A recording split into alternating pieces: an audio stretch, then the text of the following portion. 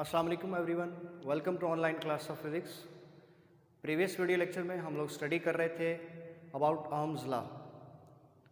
What is Ohm's law and then what is resistance, then ohmic conductor, non ohmic conductor and IV characteristics of ohmic and non ohmic conductor को हमने study किया previous lecture में।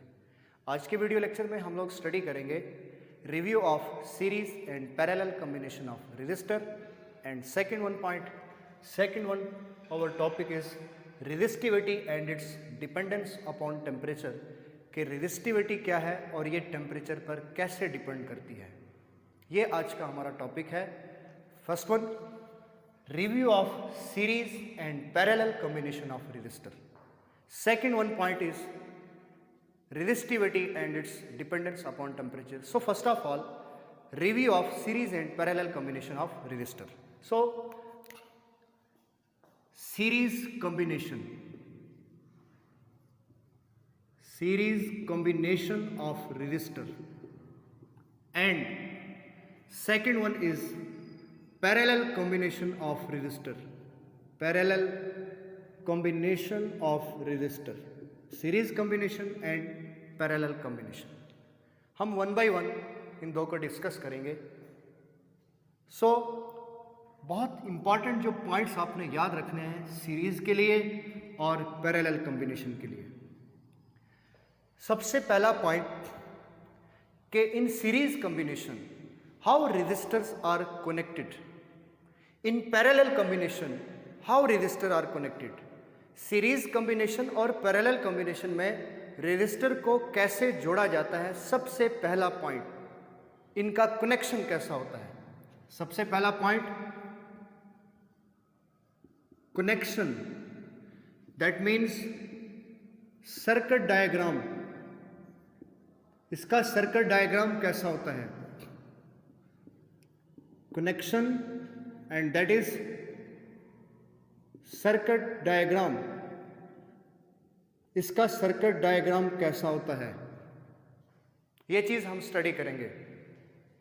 तो याद रहे, in series combination resistors are connected side by side. In series combination resistors are connected side by side. That means एक resistor आपने connect किया तो उसका एक लेफ्ट एंड होगा, एक राइट एंड होगा।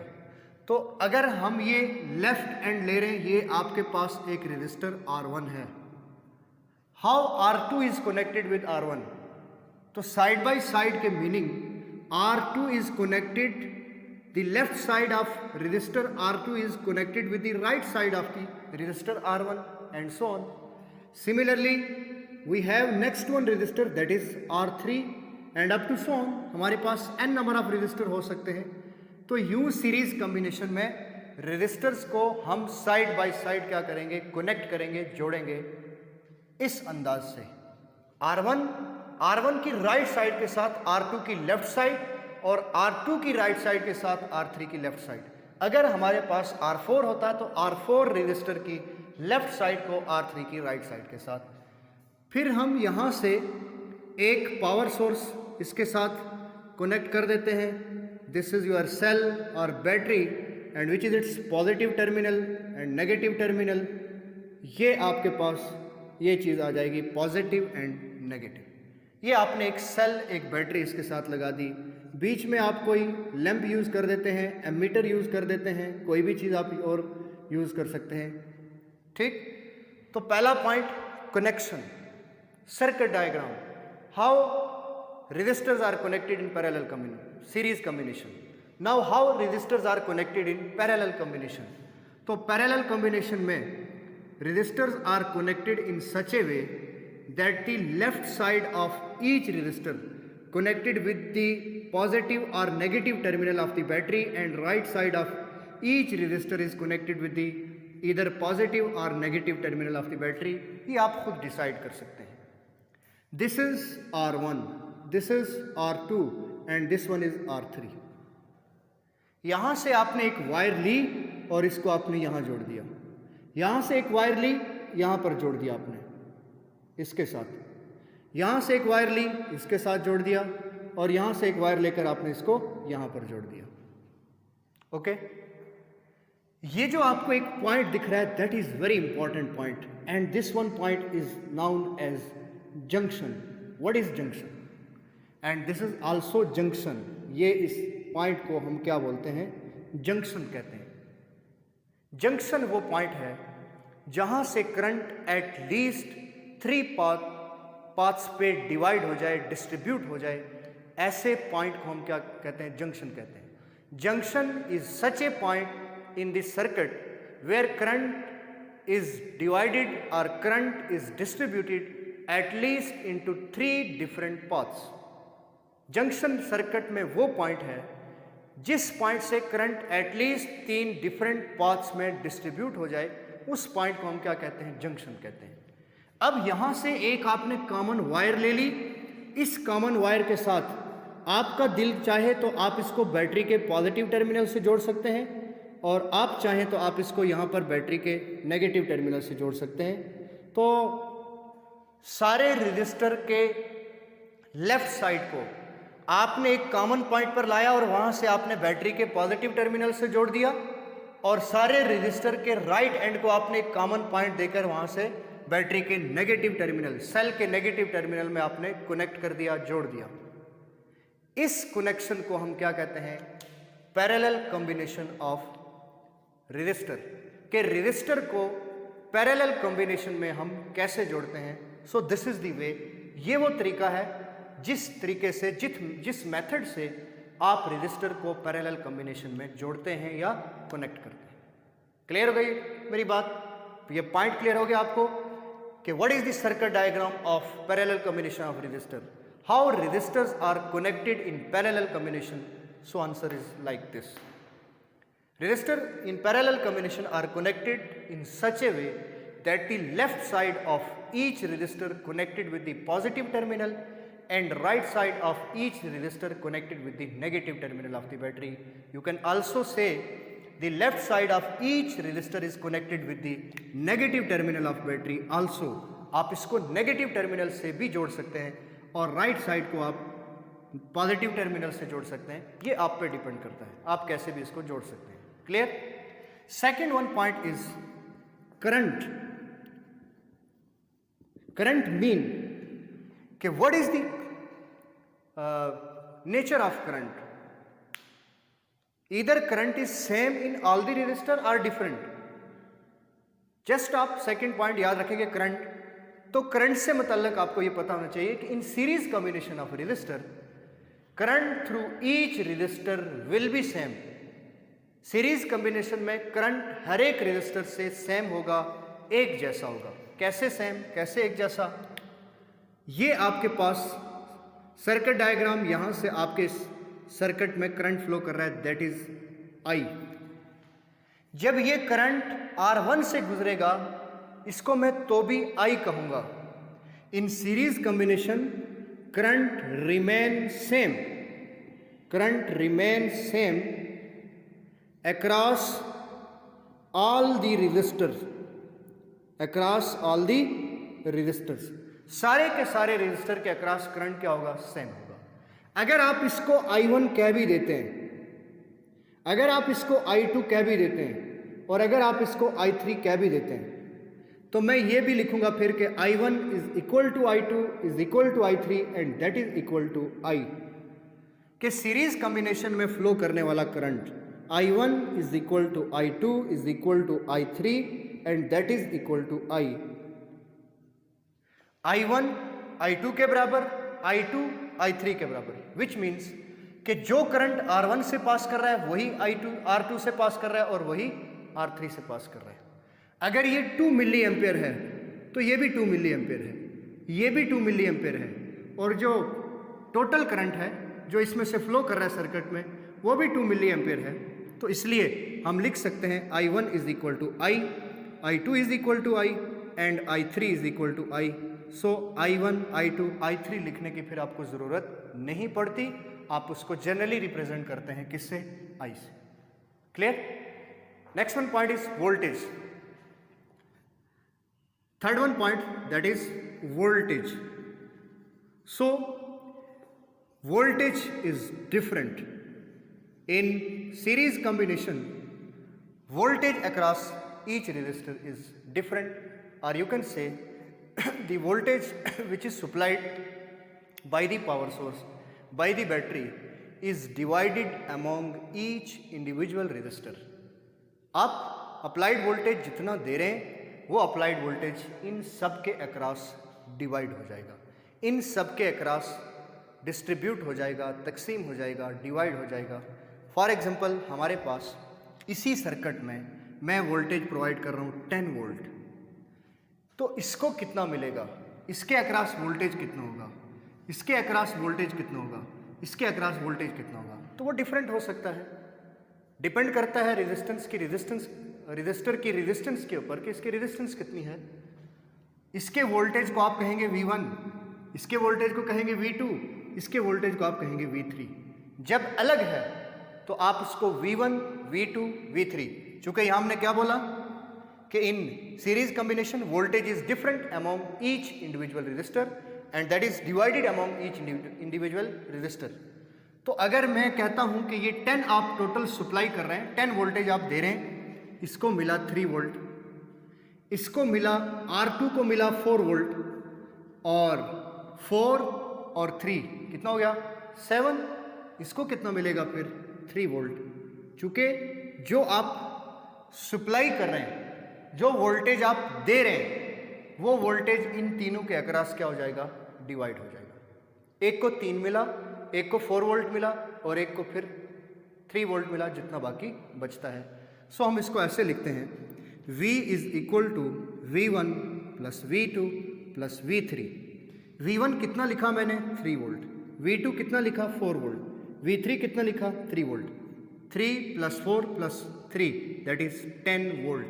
तो कितना आ गया, V is equal to 10 volt. इन सबको सम करके तो अप्लाइड वोल्टेज कितना था 10। क्लियर। इसी तरह इसमें करंट डिफरेंट अपोजिट नेचर है, ये सीरीज कॉम्बिनेशन, वो पैरेलल कॉम्बिनेशन। यहां करंट सेम तो यहां करंट डिफरेंट, यहां करंट क्या हो जाएगा different among each individual resistor are distributed across each resistor. So that is I is equal to I1 plus I2 plus I3. The total current flows through the parallel combination circuit is equal to sum of all the currents flowing across R1, R2 and R3. तो इस parallel combination में circuit में जितना current flow हो रहा है, ज़रा यहाँ ध्यान दीजिए। मैं कहता हूं कि इसमें करंट फ्लो कर रहा है फॉर एग्जांपल 6 मिली एम्पेयर। कितना करंट फ्लो कर रहा है 6 मिली एम्पेयर। अगर इसमें 6 मिली एम्पेयर करंट फ्लो कर रहा है, how much current flows across R1, how much current flows across R2 and how much current flows across R3। So current through the R1, R2 and R3 that depend upon the value of these resistors. इन resistors की resistance पर depend करता है। जिस रास्ते की, for example एक ये रास्ता है, एक ये रास्ता है, और करंट के लिए एक ये रास्ता है, नंबर 1 पाथ, सेकंड, थर्ड। जिस रास्ते की रेजिस्टेंस जितनी कम होगी उस रास्ते पर करंट उतना ज्यादा जाएगा, because I is equal to V upon R। जिसकी रेजिस्टेंस कम होगी उसमें करंट मैक्सिमम होगा। तो for example 6 milli ampere current total इस सर्किट में फ्लो कर रहा है I, और मैं ये कहता हूं कि इसकी रेजिस्टेंस जितनी है उतनी ही R2 की है, उतनी ही R3 की है। तो मैं ऐसे लिखता हूं R1 is equal to R2 is equal to R3। What does it mean? It mean कि रेजिस्टर R1, R2 और R3 की वैल्यू एक जैसी है, बराबर है। तो इसमें करंट फ्लो करेगा। यहां से यहां पर कितना करंट आ गया, इस जंक्शन पर करंट कितना हुआ 6 मिली एम्पेयर। लेकिन क्या 6 का 6 इधर जाएगा? क्या 6 मिली एम्पेयर यहां जाएगा इस रास्ते पर? क्या 6 मिली एम्पेयर इस रास्ते पर आएगा? Answer is no. हमने पहले डिसाइड किया कि जंक्शन क्या है। जंक्शन सर्किट में वो पॉइंट है जिस पॉइंट पर करंट एटलीस्ट 3 डिफरेंट पाथ्स के ऊपर डिस्ट्रीब्यूट हो जाता है। उस पॉइंट को हम क्या कहते हैं? जंक्शन कहते हैं। तो अगर ये रेजिस्टेंस R1, R2, R3 आपस में बराबर है, इक्वल है, तो इसके अक्रॉस जो करंट फ्लो करेगा that is 2 milli ampere, 2 milli ampere, और इसका करंट कितना होगा 2 मिली एम्पेयर। ये यहाँ से जब आएगा तो ये कितना आएगा 2 मिली एम्पेयर, यहाँ कितना आएगा 2 मिली एम्पेयर, और ये कितना आएगा 2 मिली एम्पेयर। और जब ये 2 2 2 6, और जब इस जंक्शन पॉइंट से फिर जब करंट निकलेगा तो वो फिर से कितना होगा, दैट इज 6 मिली एम्पेयर। वही आपको टोटल करंट दूसरे जंक्शन पॉइंट से फिर पूरा मिलेगा। दैट मीन्स यहां से 6 मिली एम्पेयर आया और वो 6 मिली एम्पेयर 3 रास्तों पर डिवाइड हुआ। 2 मिली एम्पेयर इधर चला गया, 2 मिली एम्पेयर यहां आया, 2 मिली एम्पेयर इस रास्ते से आया, 2 मिली एम्पेयर जो इस रास्ते से आया तो वो यहां आ गया, 2 मिली एम्पेयर यहां से यहां आ गया, और 2 मिली एम्पेयर यहां से यहां आया, 2 2 2 फिर से मिला, तो फिर कितना मिला 6 मिली एम्पेयर। और इस जंक्शन पॉइंट में करंट एंटर कितना हुआ था 6 मिली एम्पेयर, और जो लीव आउट हुआ करंट वो कितना है, that is 6 milli ampere. Clear हो गई बात। And next one is again here we discuss point voltage. यहां वोल्टेज डिफरेंट था तो वहां वोल्टेज क्या होगा, in parallel combination voltage remain same because all the resistors are directly connected with the positive and negative terminal of the battery.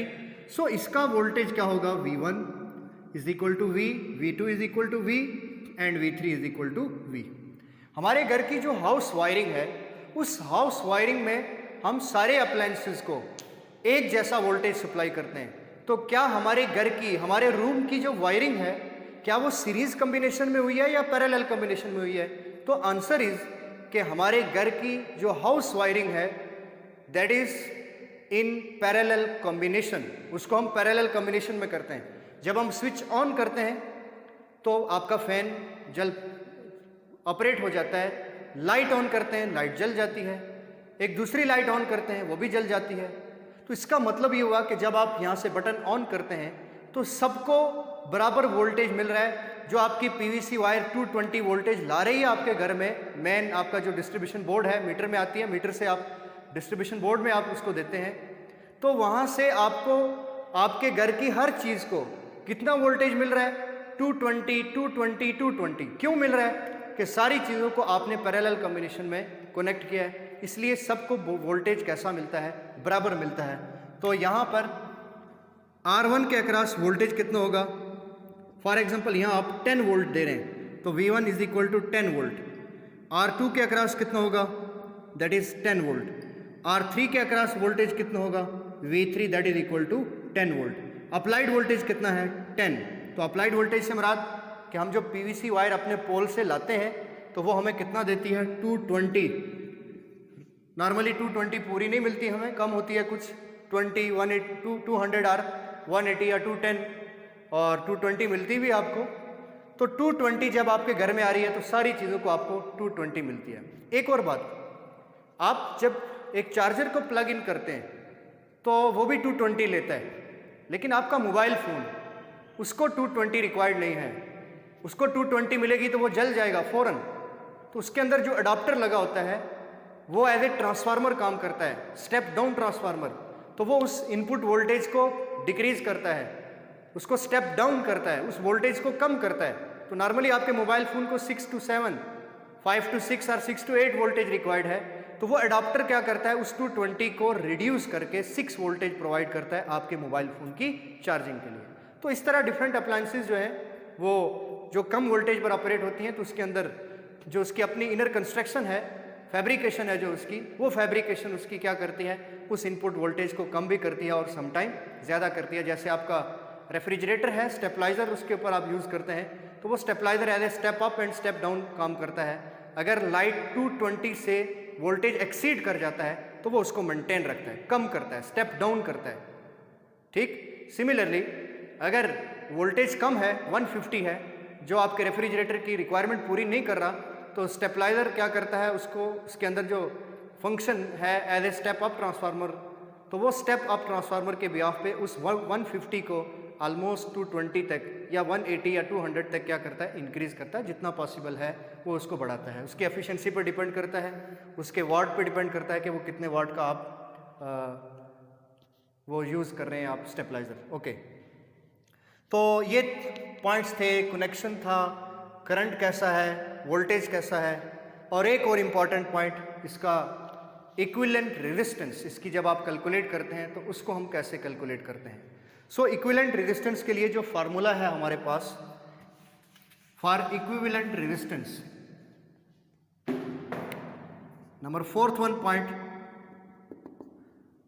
Third one point था voltage, और fourth one point is equivalent resistance. Equivalent resistance का जो series combination का formula है that is R E is equal to R1 plus R2 plus R3 to to so on.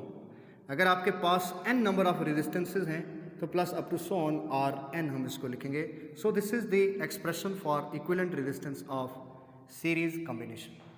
So now यहाँ पर हम इसकी इक्विवेलेंट रेजिस्टेंस को लिखेंगे equivalent resistance for parallel combination. The formula is written as 1 by Re is equal to 1 by R1 plus 1 by R2 plus 1 by R3 plus up to so on 1 by Rn. So which is the expression for equivalent resistance of parallel combination. और ये formula basically हम prove कर चुके हैं class 10th में, और इसको भी हम प्रूव कर चुके हैं। सिमिलरली सीरीज कॉम्बिनेशन ऑफ हम कैपेसिटर और पैरेलल कॉम्बिनेशन ऑफ कैपेसिटर भी हम डिस्कस कर चुके हैं। सो ये था हमारा आज का टॉपिक जिसमें हम डिस्कस कर रहे थे review of series and parallel combination of resistance. 4 important point आपने याद रखने हैं। First one point is circuit diagram or connection, how resistors are connected in series combination and parallel combination. Second one point is current series combination में और parallel combination में कैसा होता है। Third one point voltage series में और parallel में कैसा होता है।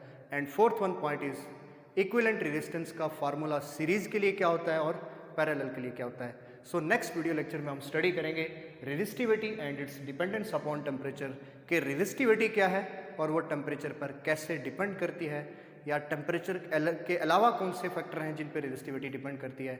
सो नेक्स्ट लेक्चर तक अपना बहुत सारा ख्याल रखिएगा। अल्लाह हाफिज़, थैंक यू।